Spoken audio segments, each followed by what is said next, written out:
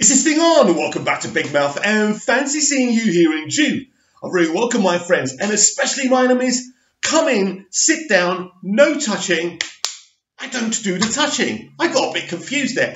Anyway, welcome back to Big Mouth, and you can keep this or any other conversation I ignite going over on my Twitter at Movies TV Mad, my Vero at Big Mouth 1, and the extension to this channel, give or take a few oddball posts, is my Instagram, Big Mouth 11289. So give me an ad on that. Apologies if I don't respond to any DMs or anything like that. I am a little bit busy at the moment, but I will try and respond to you. And if you do have an interesting account, I will definitely follow you. If you're boring, I won't. It's all about being entertained. So welcome to Friday's edition of the DCEU Daily. So today we are talking about the animated Aquaman series, which will be exclusive to HBO Max.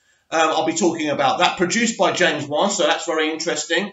There's a lot of gossip going on about the Green Lantern TV series, produced by Jeff Johns and Greg Berlanti. That will, of course, again be exclusive to HBO Max. But before we start on that, did you see what Matt Reeves and Michael Giacchino tried to pull on us yesterday on Twitter?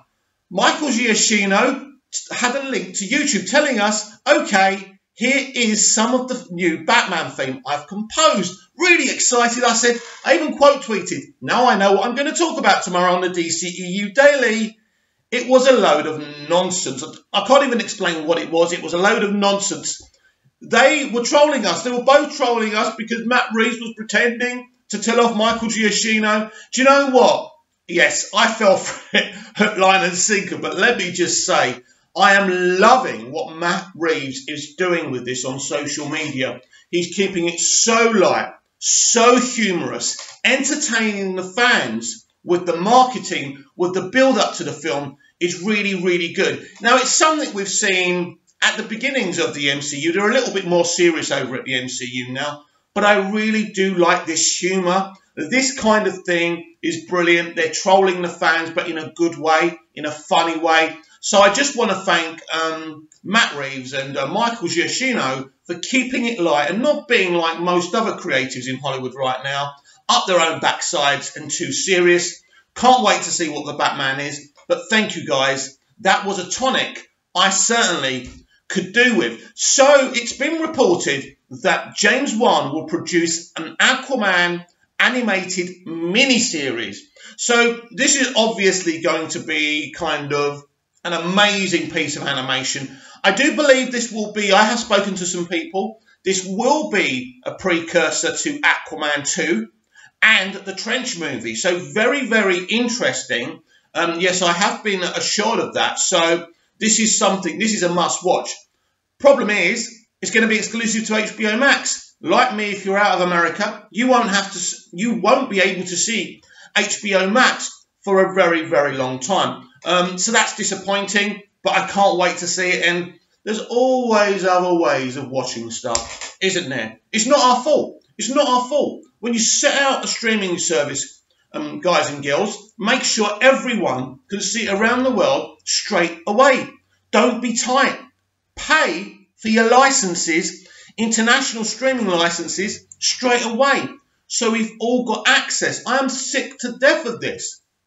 And I have to wait till March to watch Disney Plus. Yes, I said I wasn't going to get Disney Plus, but of course I'm going to get Disney Plus because I want to see The Mandalorian Season 2. I've still got to finish watching Mandalorian Season 1. Apparently the finale was really good.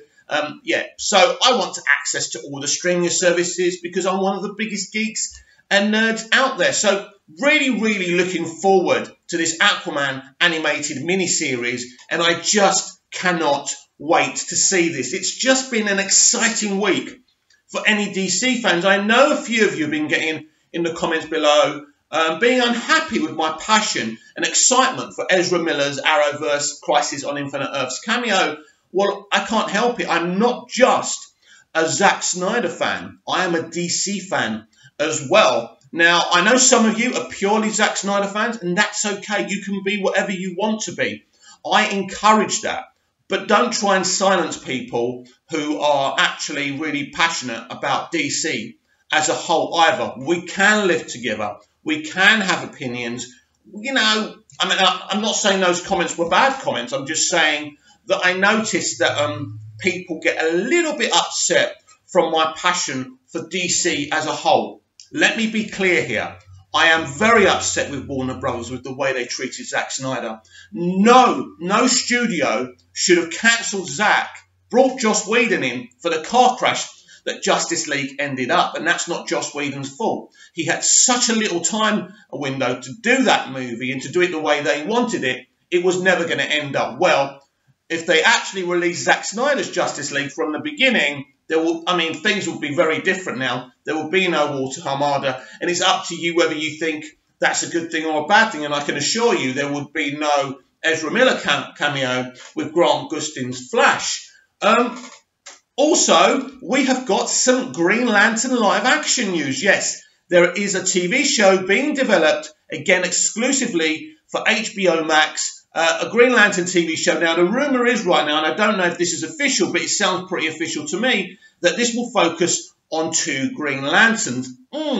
That's interesting because Jeff Johns' movie Green Lantern Corps also features 2 lanterns. So what could this mean? What it probably means is that just like the Aquaman animated miniseries being a precursor for Aquaman 2 and the Trench movie, this is probably a precursor for Jeff Johns' Green Lantern Corps. Now, again, that is very, very exciting. And it's exactly what Feige is doing with Disney Plus in the MCU now. He's kind of putting it all together. And I think DC have had this idea for a while. I always said separating TV shows into movies isn't a great fit. But bringing it all together excites the mainstream fandom. Now, I know some people are not interested in the mainstream fandom, but at the end of the day, studios, comic book companies, they're all businesses, and they will do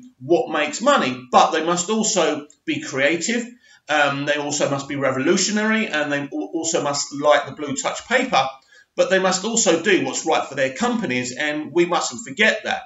But as fans, as consumers, it's our job, if you like, our position to want to be entertained, but we all want different things, and it is really hard to please us all. But I think DC and Warner Brothers are attempting to do that. So really excited with these rumours about this animated Aquaman miniseries and this Green Lantern live-action TV show. It will be really good if it does link up with Jeff Johns' Green Lantern Corps movie, and Jeff Johns and Greg Berlanti are co-producing this together. So really excited for that as well. And now we move on to something a bit more sombre. Ever since Joker was nominated for 11 Oscars, Joaquin Phoenix and Todd Phillips have found themselves being trolled, bullied, and abused verbally. But no, it's not from Twitter trolls or Instagram trolls. It's from the very people who lecture us about toxic masculinity, about bullying. Yes, I saw an actress, a female actor as they like to be called, making fun of the way Joaquin Phoenix moves his lips in Joker. One woman is very angry that the Little Women hairstylists haven't been nominated, but Joker Movies has.